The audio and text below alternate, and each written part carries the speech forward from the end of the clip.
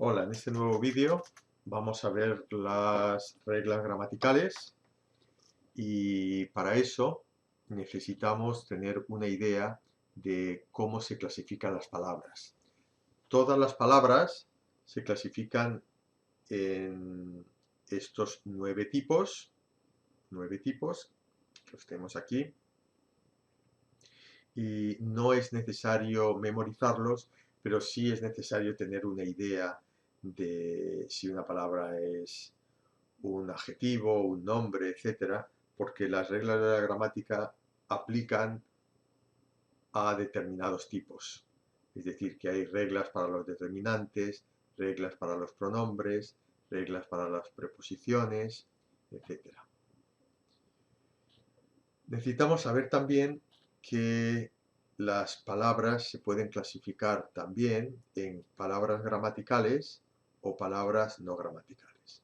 Las palabras no gramaticales son las palabras que no forman parte de la estructura de la oración, así que la palabra table, mesa, la palabra silla, chair, etcétera, todos los nombres no son palabras gramaticales porque no son parte de la estructura de la oración, son parte del significado de la oración. Las palabras gramaticales son, por ejemplo, the, a, some, los artículos, el, uno, algunos, etcétera, que son los determinantes, y esas palabras no tienen un significado en sí, sino que las necesitamos para crear la oración. ¿Y cuáles son las palabras gramaticales? Pues los determinantes. Vamos a verlo aquí.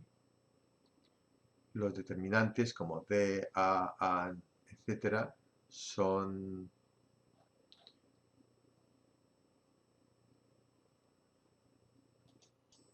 palabras gramaticales. Los pronombres como he, she, I, we, it, etcétera, son también palabras gramaticales. Las necesitamos para crear la estructura de la oración. Las preposiciones of, at, in, etcétera, son también palabras gramaticales. Y las conjunciones como and, or, but, however, etcétera, son también palabras gramaticales. Y las demás no son palabras gramaticales, y hay dos tipos, los adverbios y algunos verbos, que sí los necesitamos para crear la estructura de la oración. Cuando decimos, por ejemplo, I have worked for 2 hours, worked era el verbo, y ese verbo es no gramatical, pero el have en I have worked solo lo necesito para crear el tiempo pasado, y en ese caso sí es una palabra gramatical. Vamos a ver las reglas que tenemos. El primer tipo que tenemos son las interjecciones, y las interjecciones son aquellas palabras que son una oración en sí. Por ejemplo, si yo digo ok, eso es una oración en sí, y la regla de oro es que las interjecciones no se pueden, no tienen reglas, no son como son, no cambian de ninguna manera. Las interjecciones forman oraciones por sí mismas y son invariables. No cambian con independencia de que ocurran en el pasado, en el presente o en el futuro, o tener un sujeto u otro. Como consecuencia, cada interjección tiene que ser aprendida como es y no hay más análisis. El siguiente tipo que nos encontramos son los determinantes, y los determinantes, como de en inglés, siguen al nombre en género y número. Es decir, si yo quiero decir the boys, tengo que poner el artículo del determinante que sea masculino y que sea plural. Y esa es la regla, que los adjetivos corresponden con el nombre en número, singular o plural, y en género, masculino o femenino. Y se colocan, van después del nombre con algunas excepciones. ¿Qué excepciones son? Pues las palabras bueno, malo, primero, tercero y grande. Generalmente pierden la última vocal, bueno, buen, y se colocan antes del nombre. También tenemos que decir que los adjetivos no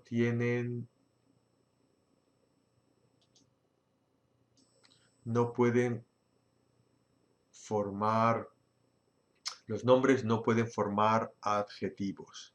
Por ejemplo, en español no podemos decir, para kidney failure, no podemos decir riñón fallo. Hay que poner la preposición de. Esto sería fallo de el riñón, pero tenemos que contraer la palabra de y el en del. El siguiente tipo de palabras son los nombres, y los nombres tienen género y tienen número, pero el género de las palabras es intrínseco, es decir, que cada palabra tiene su género. ¿Y cuál es la regla que podemos aplicar para saber si es masculino o femenino? Generalmente las palabras que terminan en o son masculinas y las palabras que terminan en a son femeninas. Y para crear el plural tenemos que añadir una S igual que en inglés. Así que si tengo la palabra bola, ball, pues vamos a saber que es femenino porque termina en a. Así que diremos the ball, la bola, y si necesitamos el plural pondremos la S al final.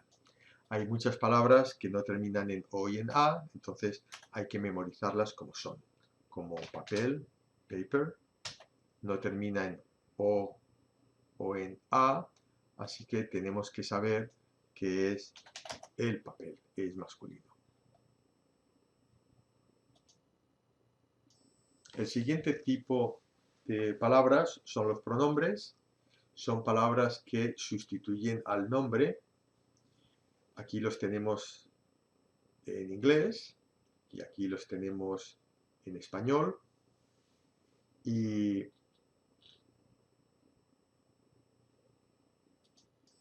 las reglas que debemos saber sobre los pronombres es que los pronombres personales, que son estos, yo, tú, él, ella, nosotros, vosotros en España, ellos, generalmente no se utilizan.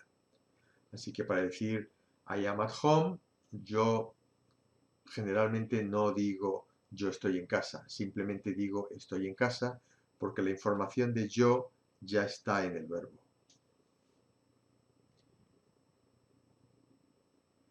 Los pronombres posesivos,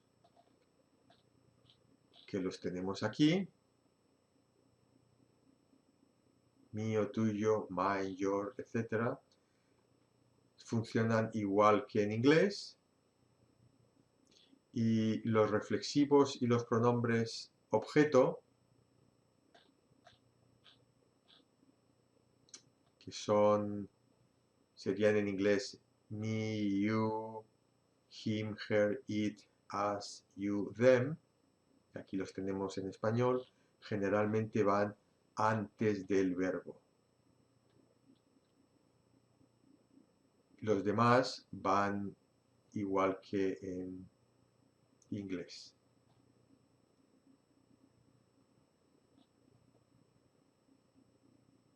Aquí tenemos un caso de un pronombre objeto y va antes del verbo, ¿verdad? Él me va a ver mañana. He's going to see me tomorrow. Este me en español se coloca delante. Los adverbios son esas palabras que modifican al nombre y generalmente se colocan como un adjetivo y van después del nombre. Así que decimos, Pedro está trabajando eficazmente, efficiently, y lo pongo al final de la oración. Pero hay ocasiones en las que lo más importante es el adverbio y se coloca al principio. Y los adverbios no cambian con el género. No hay masculino, femenino o singular y plural. Las preposiciones son esas palabras que sirven para unir trozos de oración. Por ejemplo, las preposiciones en inglés on top of, bueno, eso sería tres palabras formando una preposición, pero preposiciones como the, in, at, etc. serían preposiciones, y las preposiciones siempre unen partes de la oración y generalmente se colocan en el mismo lugar que se colocarían en inglés.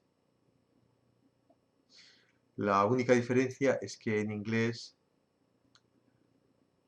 tú puedes tener una preposición que es parte de un verbo. Aquí la preposición of es parte del verbo to call, pero en español esa posibilidad no existe. Todos los verbos son una palabra y no tienen preposición después. Las conjunciones son similares a las preposiciones, pero sirven para unir dos oraciones. Por ejemplo, en la oración I studied enough and I passed the test, tenemos la preposición, la conjunción and, que une estas dos oraciones.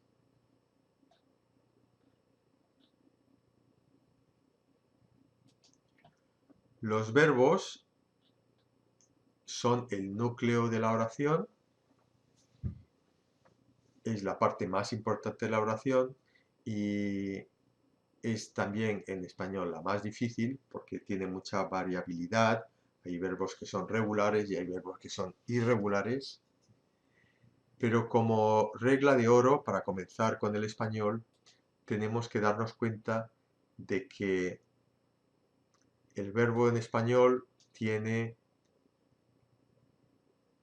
la información de quién hace la acción al final del verbo. Y podemos ver que la forma yo, I, en español es siempre una vocal o el sonido I. Por ejemplo, en planeo, I plan, o soy, I am, tengo aquí esta vocal, este sonido vocal que me dice que va a ser la forma yo. Por ejemplo, para nosotros siempre vamos a tener la terminación mos.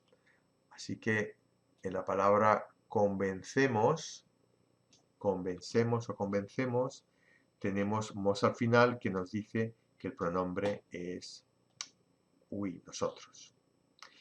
Y esto es todo para el capítulo.